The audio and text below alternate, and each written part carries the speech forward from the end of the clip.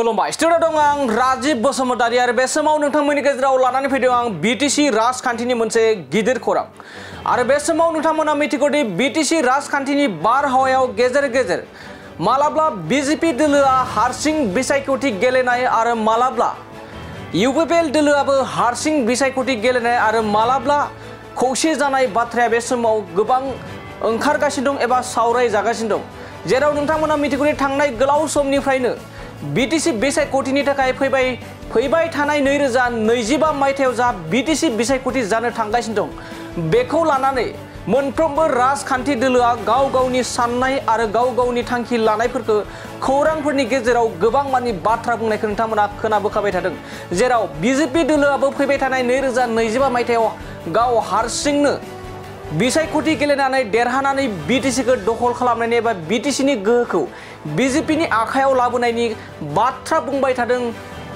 बिटिआरनि बारग' मावफुं सोद्रोमा रेवरेवा नार्जारी बिथांमोनजों लोगोसे गुबुन गुबुन एमसीएलए बिथांमोनाबो बीजेपी दोलोआ गाव हारसिं बिसायख'थि गेलेनानै बीटीसीनि जा गोहो बे गोहोखौ बीजेपीनि आखायाव लाबोनांगौनि बाथ्रा बुंबोबाय थादों थिग बेबायदिनो यूपीपीएल राजखान्थि दोलोआबो बेफोरबायदि गोबां मानि गाव हारसिं गेलेनानै फैबाय थानाय बिसायख'थियाव गोहोखौ लाबोनायनि बाथ्रा बुंबाय थादों थिग बेबायदिनो खौसेथिनि बाथ्रायाबो बे समाव ओंखारगासिनो दं जेराव यूपीपीएल आरो बीपीएफ दोलोनि गेजेराव फैबाय थानाय 2025 मायथाइयाव खौसे जानानै बिसायख'थि गेलेनायनि बाथ्रायाबो गोबां ससियेल मिडियानि गेजेरजों लोगोसे खौरां मेलनि गेजेरजोंबो गोबां बेफोरबायदि बाथ्राया सावरायगासिनो जेराव दुलाराय बर' फरायसा आफादनि आफादगिरि दिपेन बर' बिथाङा जाय साननिफ्राय एबा जाय समनिफ्राय ससियेल साइटनि गेजेरजों खौसे जानायनि बाथ्रा बुंदों बै समनिफ्रायनो दिनैसिमबो बे खौसेथिनि सावरायनाया जोबनानै थाङाखै आरो बेखौ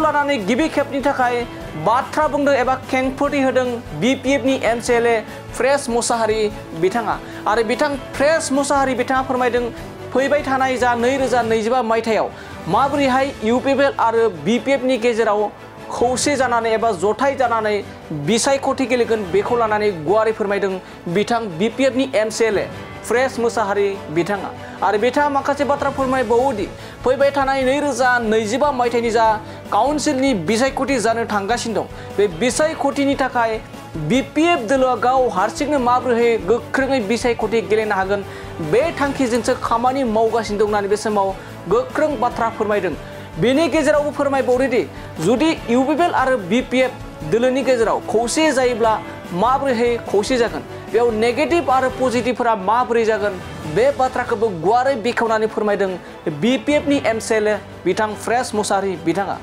दानिया फैदो बीपीएफनि एमसीएलए प्रेस मुसाहारि बिथाङा यूपीपीएल आरो बीपीएफ दोलोनि गेजेराव जा खौसेथिनि बाथ्रा ओंखारगासिनो दं बेखौ लानानै मा बाथ्रा बुंदों बिथांनिफ्राय जों आबुङै मिथिनि आरो बेनि अनगायैबो फैबाय थानाय 2025 मायथाइनि जा बीटीसीनि बिसायख'थि जानो थांगासिनो दं बेखौ लानानै बीपीएफ दोलोआ माबोरै गोख्रोङै साखाफारा जागासिनो दं जों बिथांनि बुंनायनिफ्राय आबुङै मिथिना लानि जोंहा धनस्री ब्लक कमिटिनि दैदेननायाव दिनै पुरुनि हाफागाव प्राइमारि कमिटिनि गोजाम बडिखौ सिफायनानै गोदान बडि दानाय बे हाबाफारिया सोलिगासिनो दं थिग बेबायदिनो खोब मोजां मोनसे हाबाफारि जाना थांदों दिनै गोदान कमिटि फैबाय आरो गोदान कमिटि जायफोर बिबान मोनदों बिथांमोना खोब स्ट्रं कमिटि जागोन ओंखायनो फैबाय थानाय जिथु बीटीसी बिसायख'थि 2025 जिथु जानो गोनां बिसायख'थि बे कमिटिनि गेजेरजों जों पुरुनि हाफागाव प्राइमारिनि सिङाव बेसेबांनिखि भटार्स दं जों बांसिन भट लानानै जों देरहानो हागोन आरो बेखौ दिनै जों आसा खालामनो हायो आरो बेबायदिनो जोङो गोबां जोंनि धनस्री ब्लक कमिटिनि सिङाव थानाय गासै प्राइमारिफोरखौ जों गोदानै मोनसे गोजाम बडिखौ सिफायनानै गोदान बडिखौ दादों थांखिया बेनो जोंहा 2025 बिसायख'थियाव जों पुनराय जोंहा धनस्री समस्तिखौ जों लाखिफिननांगौ आरो जों फैबाय थानाय दिनाव गभर्नमेन्ट दानांगौ आसा खालामदों 2025 बा हाग्रामा महिलारि सारानो जोंहा फिन बीटीसीनि चिफ जागोन आरो बेखौ रोखा आंबो ससियेल मिडियायाव नुदों जे यूपीपीएल आरो बीपीएफ बे मोननै राजनीति हान्जानि गेजेराव मोनसे एलायन्स जागोन होननानै जों खोनानो मोन्दों बेखौ जोंनि गोजौ थाखोनि जायफोर दैदेनगिरि बिथांमोनासो स्पष्ट बुंनो हागोन जों आसा खालामदों पजिटिभ लाइन बा नेगेटिभ लाइन बे मोननैयाव थायो आं बेहाय बारा बुंनो थाङाखै मानोना जोङो जाय जि हाबाफारियाव लानानै जि दायथ' मोन्दों बेखौ मावगोन हयथ' जोंनि सेन्ट्रेल कमिटिनि दैदेनगिरिफ्रा स्पष्ट मोनथिगोन बिथांमोना जेब्ला खामानिया मावफुंजायो बा रायलाय बिथांमोना जोंनो स्पष्ट बुंब्लासो जों मिथिगोन। ओंखायनो आं बिनि सायाव बारा नोजोर बोआखै। जोंहा 2025 जोंहा बिटिसिआव बिपिएफआ हारसिंनो सोरखार दानांगौ जों बे नोजोरजोंसो खामानि मावबाय थादों। नंखायनो दिनै माखासे ससियेल मिडियानि गेजेरजों बुंदों जे गोबां धरनाव गोबां बाथ्रा ओंखारदों जे बिपिएफ आरो इउपिपिएलआ ज' जासिगोन गोरोबलायसिगोन बे बाथ्राफोरखौ गोबां मानसिफ्रा बुंनो नागिरदों। माने मोनसे राजनिति हान्जा हिसाबै जों बयजोंबो रायलायनो हायो।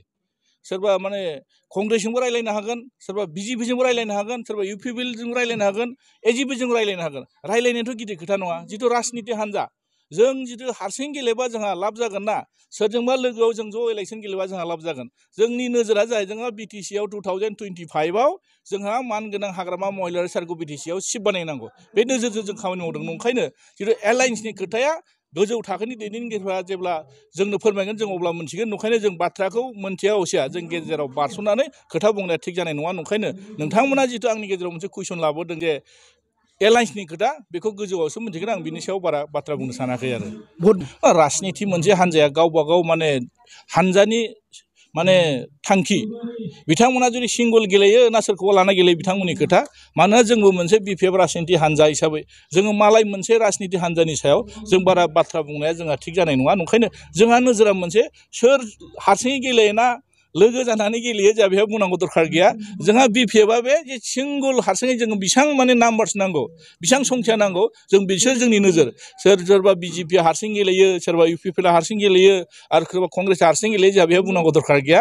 नंखायनो दिनै बिटिसिनि रायजो राजाफ्रा मा लुगैदों, बिटिसिनि रायजो राजाफ्रा मा बुंदों जोंहा बेहायसो नोजोर। नंखायनो दिनै आसा खालायदों जे बिटिसिनि रायजो राजाफ्रा दा बर्थमान जिथु बाथ्राफ्रा खुगाजों खुगा बेरखांलायबाय थादों आरो नुदों जे बिपिएफखौ दाबो रायजो राजाफ्रा गाराखै। मानो होनना बुङोब्ला इलेक्सननि रिजाल्टआनो फोरमान खालायो। थांनाय 2020आव जिथु बिटिसि इलेक्सन जानानै थांबाय बेहायबोथ' जों बिपिएफआ जेनाखै। जों गासै 17था मोनदों। रायजो राजाफ्रा जोंनो बांसिन सापर्ट होदों।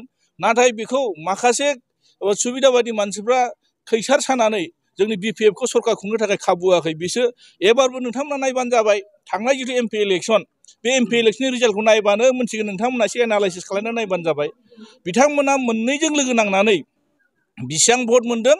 बिपिएफआ सिंगल हारसिङैनो बिटिसि समस्ति हिसाबै जुदि नायनो थाङोब्ला बेहाय बांसिन बिपिएफआनो दिनैनि थारिखआव 40टा समस्तियाव बेसेबां मोनदों नोंथांमोना रोखा जाबानो जाबाय।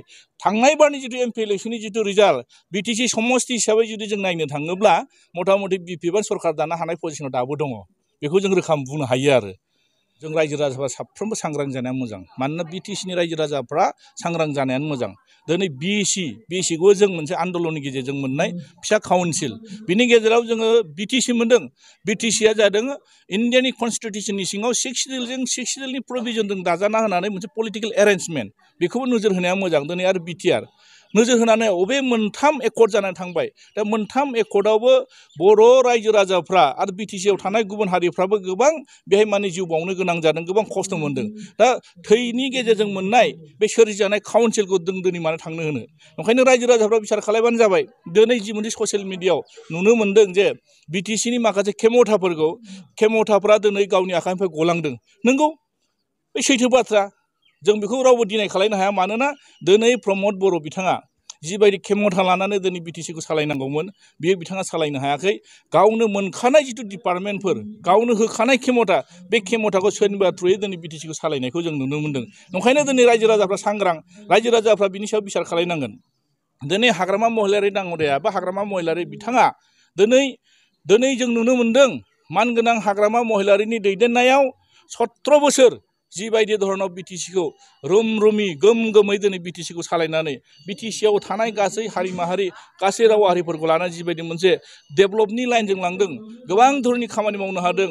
सोलोंथाइयावनो बुं, माने साइस्थ'नि बिथिङावनो बुं, माने दिनै गोबां धरनाव उन्नति जानो मोनो। बेखौ रायजो राजाफ्रा बावाखै नङा। नंखायनो दिनै नुदों हाजारखि बिथांमोना मोजां बाथ्रा बुङाथों मानो, गोदै बाथ्रा बुङाथों मानो, दिनै बिटिसिनि रायजो राजाफ्रा रावबो बुजियै गैला, बुजिजोबखाबाय। नंखायनो फैबाय थानाय समाव सोरखौ सरकाराव लाबोनांगौ बिटिसिनि रायजो राजाफ्रा आरो बांसिन जोंहा बर' मानसिफ्रा दायित्व दङ। नंखायनो दिनै जाय मानसिफ्रा दिनै मोजां खोथा बुंनानै बिटिआरनि सुक्तिनि नामाव गोबां सिमां नुहोनानै दिनै बर' लाइमोनफोरखौ दिनै जिबायदि मोनसे हाखराव खोलैबाय, जिबायदि आन्दलननि प्रल'भन होनानै जायफोर जेलाव दं जायफोर दिनै माने केस दङ जायफोर दिनै मुंख्लं जाबाय बिथांमोननो जिबायदि माने बिथांमोननि सेक्रिफाइसनि जिथु बेसेन होनांगौमोन दानि सरकारा होनो हादोंना बेखौथ' जों मोनथियो रावबो होनो हायाखै थाखाया जोंहा बेसेबां फैनांगोन बिटिसि गभर्नमेन्ट सालायनायाव बेबोथ' सम बायदि बिथांमोना फैसाखौ खरसा खालामनो